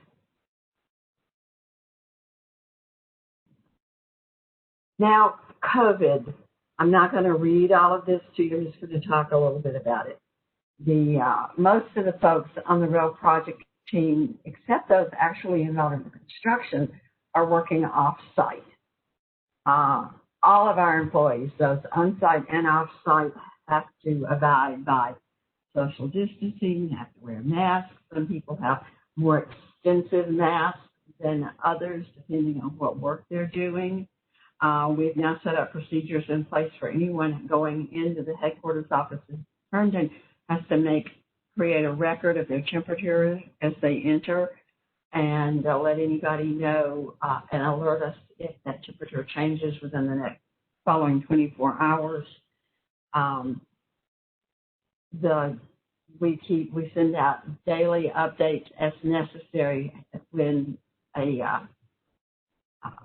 a case is reported to us or someone is, and if anyone is symptomatic, they have to leave the site immediately and can't come back until they have a negative COVID test. Yeah.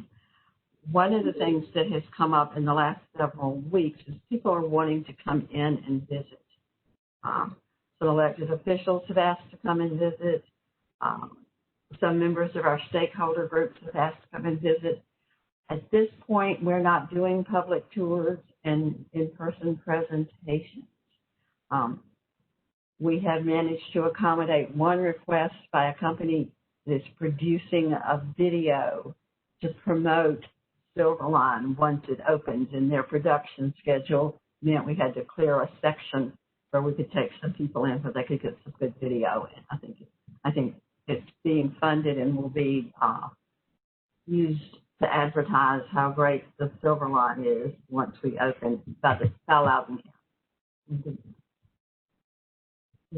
We wish we could take everybody through now. We'd love to show off what it does because the stations are virtually complete. The fare boxes are in place. It looks like, they could open up any minute, but we still have work to do.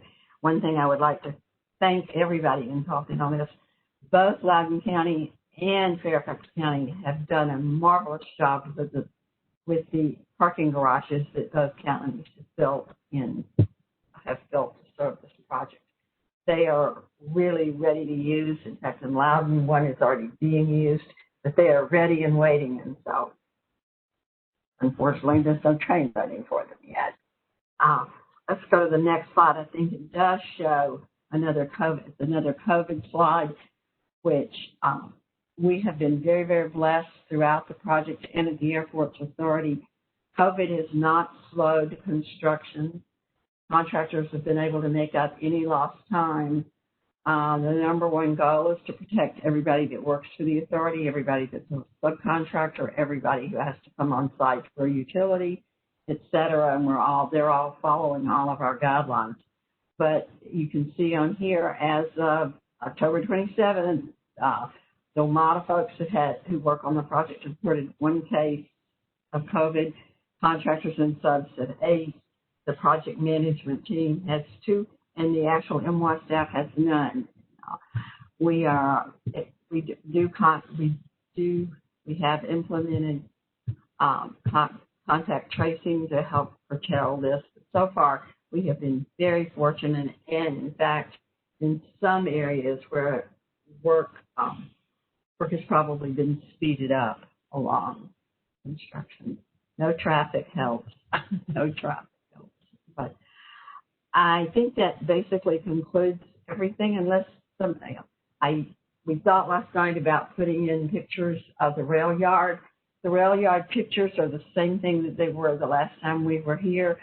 It is getting completed. It has several issues, but like the ballast issue is complete now, and Hensel Phelps is working on finishing touches, et cetera, et cetera. And I thank you for having me. I will be happy to answer any questions, and I wish I had better news about a construction completion date and an opening date. I think everybody's ready for it to open, but right now, not many people are ready to ride public transportation. And that's a major problem for all of us, for WMATA, for the Airports Authority, who want more and more people to fly, et cetera. But we're going, that's the Washington Post, and I'm going, I numbed them out. Where are you? I'll talk to them later and find out what they want. But I'll be happy to answer any questions. Well, at this point in time, I think we're going, because we're a little bit behind, I think what we need to do is, if, Jose, can you put that slide up one more time with her contact information? And if anyone has direct questions for Marcia, if they can send them directly to Marcia so that we can get Greg in here. We've managed to get a little bit behind. That's a great idea. And we're just send in any questions that pop up in anybody's mind anytime, just send them to me, and we try to answer you within 24 hours. Thank you, Marcia. And can I put up your personal cell so we can call you at 3 in the morning and ask about Dallas Airport? People do that all the time. I get calls, the strangest calls sometimes. I know you do. I'm just joking about that. I won't give out your personal cell, although I have it. So thanks so much for your presentation, and it's wonderful to see you again. Happy to be here. Hi, Greg. So, Greg, would you take over now? Thank you, Greg. Sure. Good morning, everyone. I don't have share screen options right now. I've got some slides to share. So, Shamli, you have this. Oh, there we go. I just got it. Here we go. So give me a second while I share the slides. Thanks, everyone.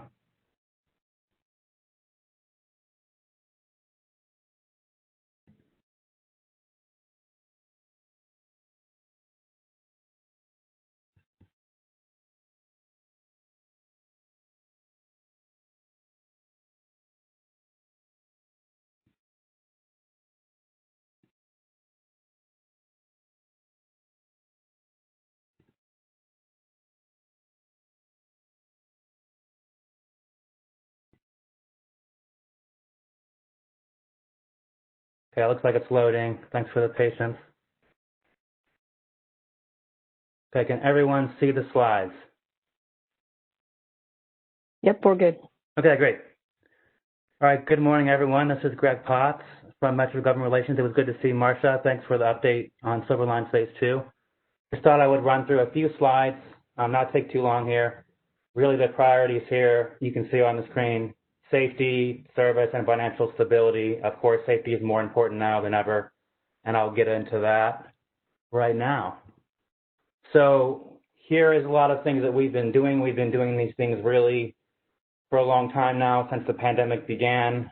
We actually activated our plan way back in January, and then in March we started getting more active, of course, as the pandemic started. Of course, face coverings, they were required for employees and customers way back. That was starting in the spring. Social distancing, stay home if you're sick, all of those things. We now have some face coverings that are available to customers, which is a good thing. So we're handing those out. And lots of cleaning. I'll get into that in the next slide. Shields for the bus operators, those are up now. rear door boarding for the customers. It's free fares, just like a lot of our partners. And we're operating 8-car trains as well.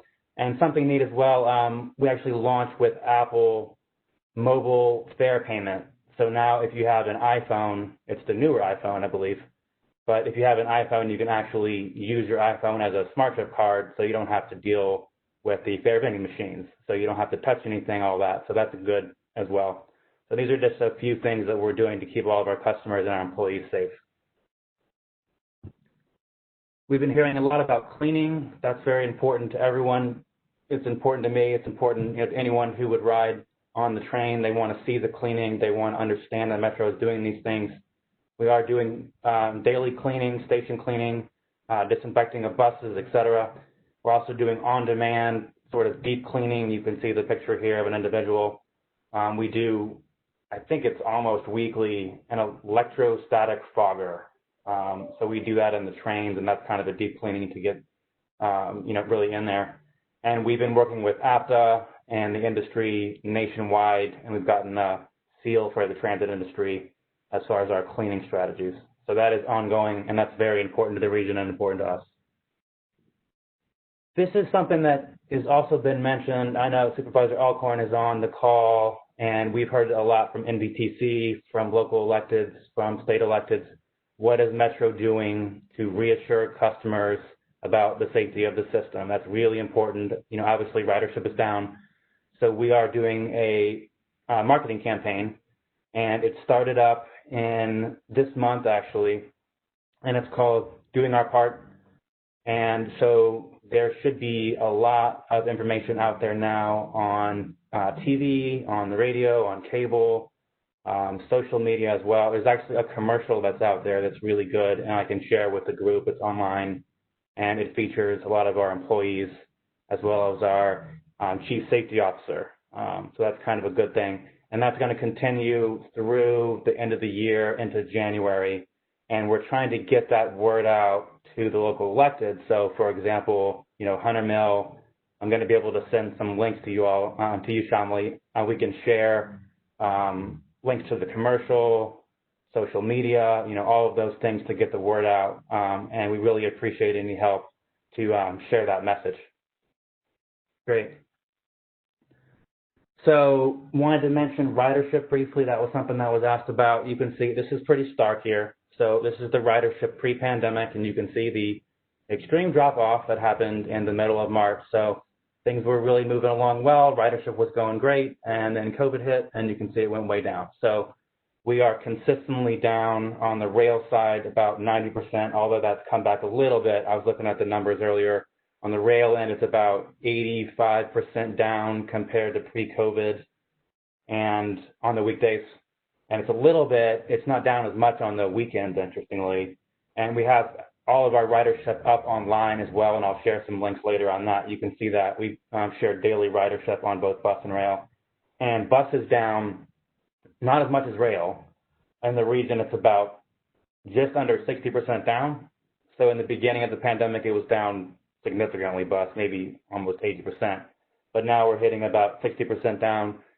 So ridership is coming back on bus. There is no fare right now. In a budget proposal, we do have the assumption of fares coming back on bus at the beginning of January. And that needs to be voted on by the board, of course, but that was proposed by staff. So, obviously it's down. You can see in this graph here what the budget had originally assumed with ridership. It was a little bit optimistic. And now you can see this red line. It's kind of the dotted line here. That's more of the likely scenario of what we're going to be seeing. So staff anticipates around 20% of pre-COVID, even getting into the end of the fiscal year. So even getting into spring, into next summer. So the assumptions are not great, and we will keep working through it.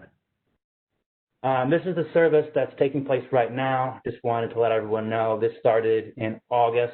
So here's the Metro bus service that's happening right now with the hours, and the rail service. We have 8-minute headways during the weekdays, and that includes the Silver Line.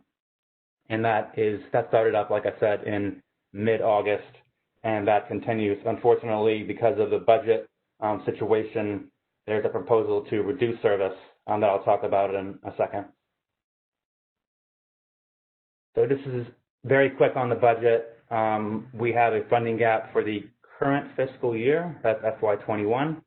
And really what is going on here is we received some federal money through the CARES Act, and that funding runs out at the end of the year. So on January 1, we will not have any more federal funds.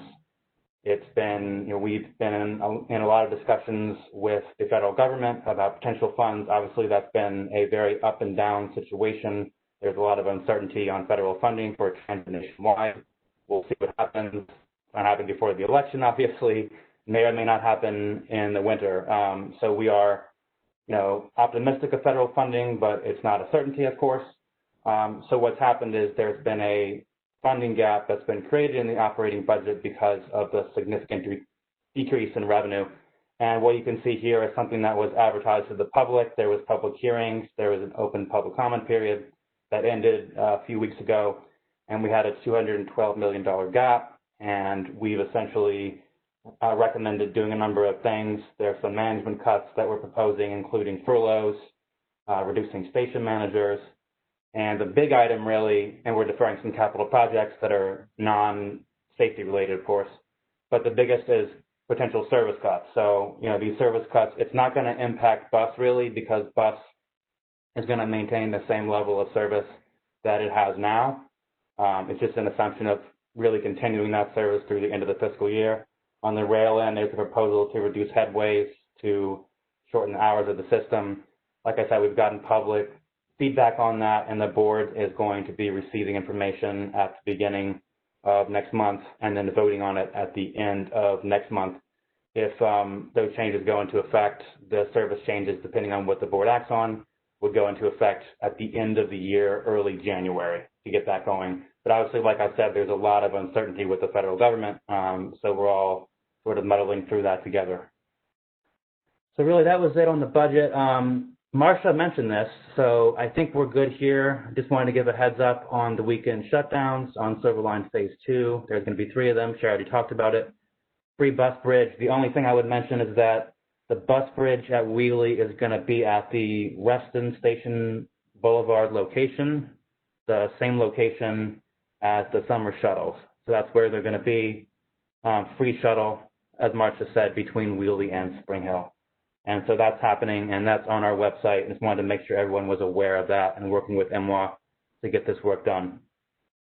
So that was really my update. Just wanted to give a couple of websites. So WMATA.com/plan, that gives a lot of information on COVID. You can get information here on ridership. So we post daily ridership. There's also on this as well, I think you can get to it. If not, I'll make sure you have the right link. There's the commercial on safety. There's all the things we're doing on safety, as well as information in a link on the budget. So if you want more details on the budget and what's happening, that's all there at that website.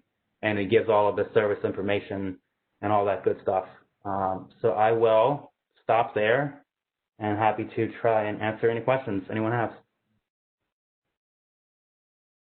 Okay, thank you, Greg, for your presentation. Were there any quick questions? I want to remind you that we have a hard stop in 8 minutes, and I wanted to give Walter some time to make a presentation. But Adam, you have your hand up? Yes, thank you. Quick question. I know the new app works with the newer iPhones. Any plans to expand that to some of the other older iPhones? Not that I'm aware. So unfortunately, as far as the technology, not the expert on technology, but apparently I think it is I might get this wrong, I think it's the iPhone 8 and newer. And so there's some technology issues with the older iPhones, so the 7 and earlier as I understand it. So unfortunately, no, I think it's just those newer iPhones. As well, beyond iPhone, we have plans to roll it out to the Android phones as well. So that's good news. And they're working on that. And the goal is to get the mobile app up on Android by the end of the year.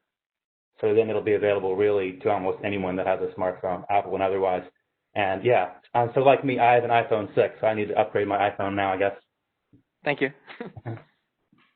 Well, I want to thank all the panelists today for their presentations, and also I wanted to give 2 questions before I'm going to ask Walter to take over to give us some guidance. But Do we have a date for our next meeting? Usually we write it at the end of the agenda. Have we set something up? Or no? You're muted. Yeah, sorry, yes. We do have a date for our next meeting. It is on currently scheduled for January 27th. Okay. Thank you. The same time, 8 a.m.? That's what we have currently scheduled. And at this point, we're still assuming that we will be doing it in the same format. Okay. If that changes, I will let everyone know. And can you remind people of our new process after the last meeting of trying to present questions in advance so that we can build them into the agenda? Yes. Yes, we are asking anyone, if you have questions, if you can submit them ahead of time, I can get them to the presenters so that they can make sure that they address your questions within the scope of the meeting. We're trying to keep everything to our time limit. So that helps us make sure we're on course. And of course, there will be some time at the end to ask questions. Okay, thank you. Walter, we'd like some words of wisdom from Walter. Well, thank you, Catherine. I don't know how many words I'll be able to share wisdom-wise today, but no, I just want to thank you and everyone who presented today, Greg and Marcia and Steve and Tom and Chris. It was very, very helpful and really a real service to the Hunter Mill residents and everybody who's paying attention to all this. This is a really challenging time, I have to tell you, particularly on the transit side. And this is, we're going to have to really pull together and get through this next 6 to 12 months. I think this is going to be a challenge like we've never had before, especially as it relates to Metro. And so let's keep our eye on the ball, and certainly in Reston and Tyson's, Hunter Mill, and really Fairfax overall, we really have laid our plans and made our growth plans with transit in mind, and that continues. So I do hope and expect that we will work through this COVID time and come out better and stronger on the other end. But we got some challenges coming up. So, Marcia, keep going. Keep working on those quality issues, and appreciate your tenacity on that and your advocacy. We do have a lot of things going on along the Phase 2 stations. I don't know if folks heard late yesterday, Boston Properties announced that VW is going to be taking 200,000 square feet of office space in the Fannie Mae, in the building where Fannie Mae is going, basically the Boston Properties tower that's under construction across from the future Metro station. So those plans are moving forward. There are a lot of people that are if you will, banking on this. So I think it's up to all of us to make sure that we follow through and do everything we can to get these issues resolved and get the stations open. So anyway, Greg, thank you for an excellent presentation as well. I know, we've got some. You didn't even mention FY22. That's going to be even more fun.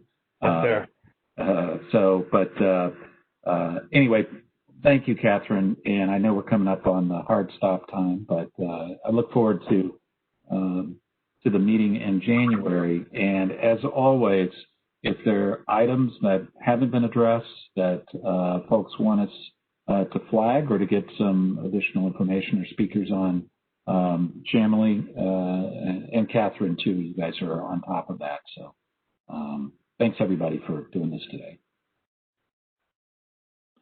Any further comments from the group? I still see one hand up. Adam, did you have a question? We have like 2 minutes. Jeffrey Parnes. Jeffrey Parnes seems to have their hands up too. Oh, I'm sorry, Jeffrey. Did you have? Yes. My name is Jeff Parnes. Hi, Walter. Hi, everybody. I'm the Land Use and Transportation Chair for Sully District, and of course, we could join you and border you. So whatever happens at Hunter Mill has an effect on Sully. So I'm involved in that. I'm also looking at the Transportation Advisory Commission listing for the county, and it doesn't look like there's a Hunter Mill rep. Yet we're on the Hunter Mill Transportation Advisory Committee. And Walter, what's going on? Shanley, was that not published? I thought that was a done deal. Is that not? The website doesn't show it yet, and I'm just not concerned, just interested, as you might say. I'm not sure if maybe the website's just not updated. I'll double check on that. Okay, good enough. So there is somebody from Hunter Mill. There needs to be one. The other item, and I'll be real fast, is the last Sully District Land Use and Transportation. We heard a presentation from Loudoun County where they're trying to build a paralleling Route 50 that would tie into the Air and Space Museum Parkway interchange in Route 28 to get people off of Route 50 and into Fairfax County and Route 28, with the ultimate design to get to the toll road and to the industry hubs of Herndon and Reston. And if this road is ever built, it's going to require us in Fairfax to figure out how to handle all this new traffic that's going to be coming in off the Air and Space Museum Parkway onto McLaurin Road, onto West Docks, and points further east as people try to wend their way to the industrial and commercial and job locations in Hunter Mill. So I just wanted you folks to think about what are we going to do, because it affects Hunter Mill and it affects Sully, because the folks are coming from the west and they want to get to your concentrated areas. Thank you. All right, thank you very much, Jeff. By the way, on our TAC member, Kelly Westenhoff is doing that. I thought that had been announced. So, but anyway, Catherine, I think some of us have to go at this point, so I need to sign off. But thank you very much for doing all this. Okay. I thank everybody. Remind you that the meeting is in January. Submit questions in advance so we can try to be prepared for the presentation. If you need to reach out to the staff, anything that was discussed today that you need a contact information, they can get you in contact directly with the person you have the question about. And don't forget to vote, guys. The satellites are open now, 1 to 7 today, 11 to 7 Thursday and Friday, 9 to 5 on Saturday. Last day to vote early is Saturday. Otherwise, we'll see you on Election Day. Can you tell I work for the Fairfax County Office of Elections? And I've worked 7 days a week for the last month. So thanks for all the presenters, and I'll talk to you in January. Thank you. Thank you so much, Catherine. Thank you, everyone. Certainly. Bye-bye.